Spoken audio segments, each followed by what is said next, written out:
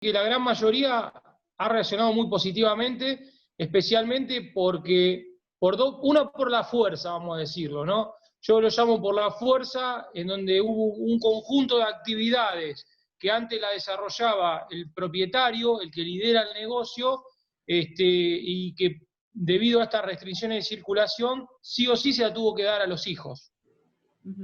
Actividades como, por ejemplo, ir a la cosecha, sembrar, ir a buscar insumos. ¿Por qué? Porque en realidad hoy la generación que está manejando los negocios agropecuarios de familia son la generación X, que son la generación X, que es una generación de la edad mía, un poco más grande, y la generación de los baby boomers, que son la de mi papá, o los hombres entre más o menos 60 y 70 años. Esa generación está sin poder circular y con muchas restricciones. Entonces, por la fuerza, han tenido que pasarle muchas actividades a los hijos para que ellos puedan hacerlo. Y otra de las cosas que fue un impacto bastante importante es el tecnológico. El hecho de las compras online, los remates online, el uso del e-check como elemento, ¿viste?, para realizar pagos a través de cheques, usar más las plataformas de home banking y demás. Y en eso estaba mucho más familiarizado el joven, el millennial. Así que bueno, hubo una especie de reconfiguración de formatos de empresa a partir de eso. Pero básicamente, digamos, lo que esta pandemia vino a traer es un cambio, digamos, una modificación a lo que es la gestión de la empresa. En lo tecnológico no tengo duda.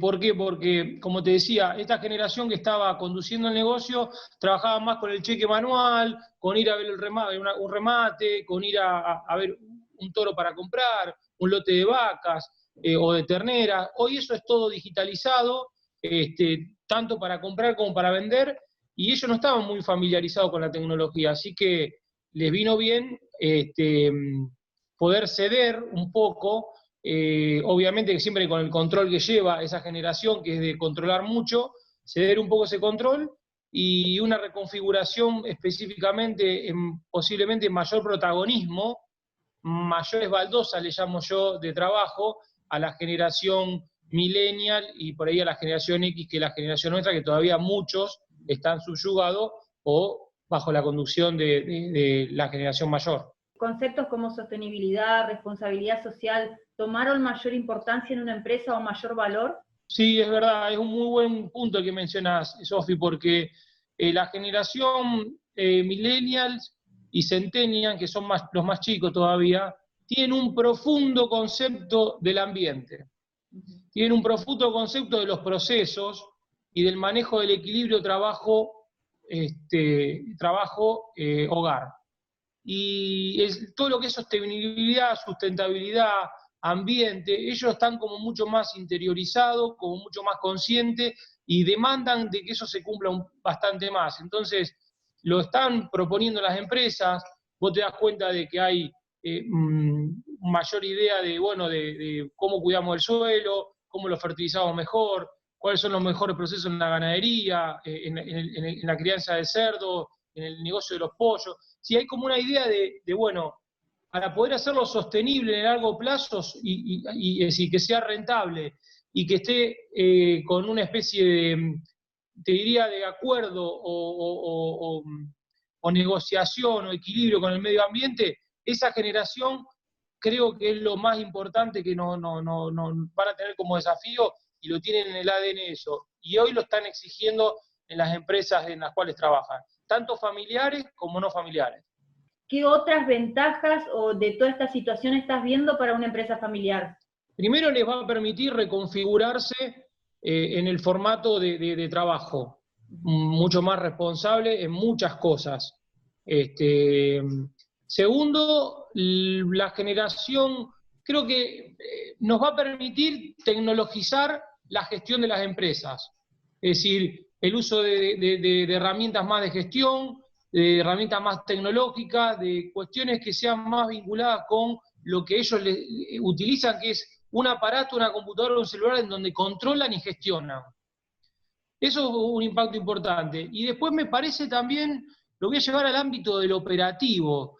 creo que hay mucha más conciencia en la gente que está en la parte operativa, ya sea recorredores, mixeros, tamberos, el que está en el field, el que está arriba de una máquina, decir, bueno, esto evidentemente es algo distinto, hay que cuidarse, hay que ser más consciente en el manejo de las cosas, porque, bueno, evidentemente no sabemos ante una situación así qué nos puede pasar.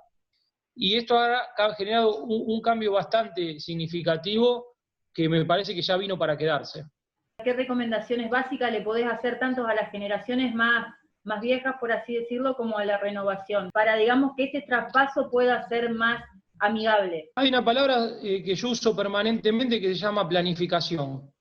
El traspaso generacional no puede ser abrupto, tiene que ser paulatino. Y cuando me preguntás qué es la mejor etapa, yo creo que cuando la generación futura está en la etapa de adolescencia, en donde vos tenés que empezar a formarlo en la cultura empresarial, a contarle qué es lo que haces, a darle un mensaje mucho más positivo del que generalmente le damos, porque es como que vos llegás a los 25, 26 años, te recibiste o terminaste de hacer algún proceso y decís, voy a tener que ir a la actividad agropecuaria, en donde está todo mal en el negocio, el Estado es jodido, el AFIP es jodido. Entonces ese mensaje ahuyenta. Entonces por eso muchos hijos, buscan irse al supermercado, a trabajar a la librería, a un banco o a un otro lugar, menos la empresa familiar, porque es muy con un mensaje negativo.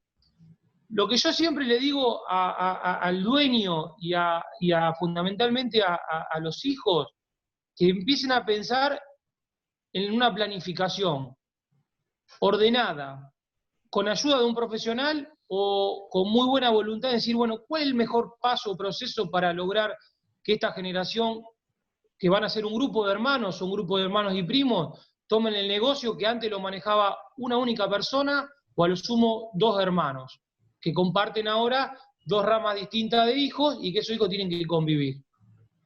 Entonces, eso implica una planificación. ¿Y cómo para mí hay que hacerlo? Con el famoso, con la famosa baldosa que yo le llamo, que lo leí de un libro muy interesante de Quirós, que es un especialista de empresas familiares, que él decía, dale una pequeña baldosa y dejalo que en esa baldosa él desarrolle su propio potencial. Ayúdalo, acompañalo de la mano como hiciste cuando era chico. Pero no le marques cómo caminar esa baldosa, cómo pararse. Ayúdalo, acompañalo. Se ve, en algunas cosas exigile, pero ese proceso de la baldosa, decir, bueno, hoy te voy a dar la parte de la siembra, hoy te voy a dar el manejo de los bancos, hoy te voy a dar la gestión de las cobranzas. Y bueno, ¿y cómo la harías? Ese diálogo, esa negociación, esa planificación está por ahí muchas veces faltando o no está bien armada. Entonces se hacen procesos muy abruptos que terminan fracasando. Entonces yo llamo decir, fundamentalmente, planificación.